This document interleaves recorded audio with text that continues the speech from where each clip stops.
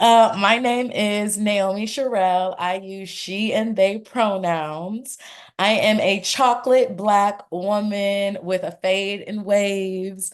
I'm wearing a yellow shirt that says pleasure. I have gold earrings and a gold nose ring. My background is blurred. I am one of Donnie's fantastic dozen, and I am in the fiction cohort. And today I'm reading an excerpt from my story on being claimed about a woman's wild trip in Jamaica. Yesterday was an initiation. She woke up anxious and reaching. She grunted her eyes as the christening sun rattled against her eyelids. She was not feeling well. Wishing for more time to spend in the alone of night, she held her chest as the light broke through and exhaled breath back into her body. She wasn't pleased. There was a space in her mind that she wanted more time with, but only fluid knew how to find it. Stretching herself over and out of bed, she let her limbs fall heavy towards the ground and decided the day was for the river. The telephone for the riverman was written on a scrap piece of paper. She remembered because she wrote it down in a hurry and then tucked it away for a moment she might feel like wandering. Sauntering around in the August heat made her eager to find places where water could absorb the dew off of her skin.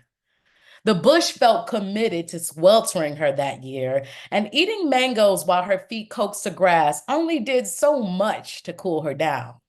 And because her attention was on the constant busyness of the bugs moving about, outside was beginning to make her feel swallowed. Her phone buzzed twice before she swept her locks into a bun and craned her neck to find a WhatsApp message. She listened to a voice memo of a broken promise before quickly sending a message to the riverman. For a moment, she sat crunched on the bed, delaying her arrival to the day. Then, moving as though she were free of obligations, this woman stood and dressed herself. Despite the early pressure of the sun, the sky was now bleaky. The sun was smiling just somewhere else. She was waiting on a white cement balcony pillared with strung Christmas lights and old plans. Sitting by her feet were bags of things. The morning was loud, with the cars for the day carting through their rituals with an eagerness that is alive when you're moving to return home. Wrinkling up her nose at the exhaust in the air, she found more reasons to be displeased.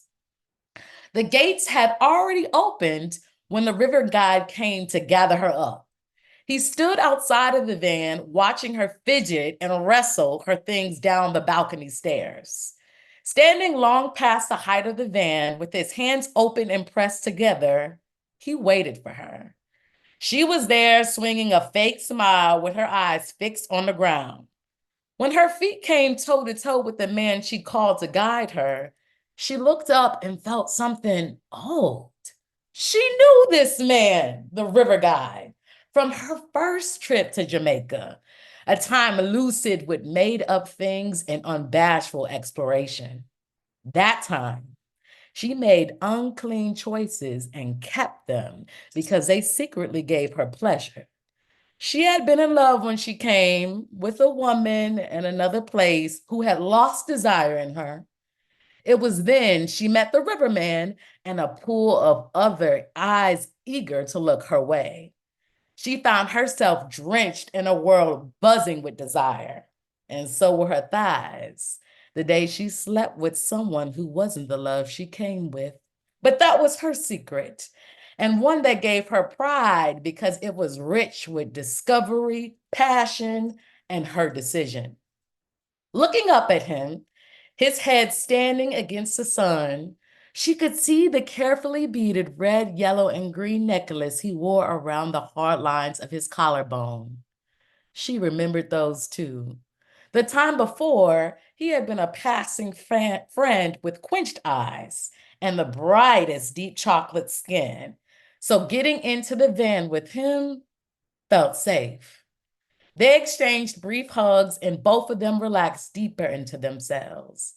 He tossed his company hat into the back seat before driving them past the gates and onto the open road.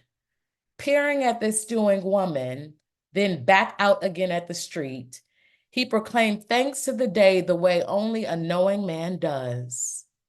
There was still something uneasy about her. Thank you so much.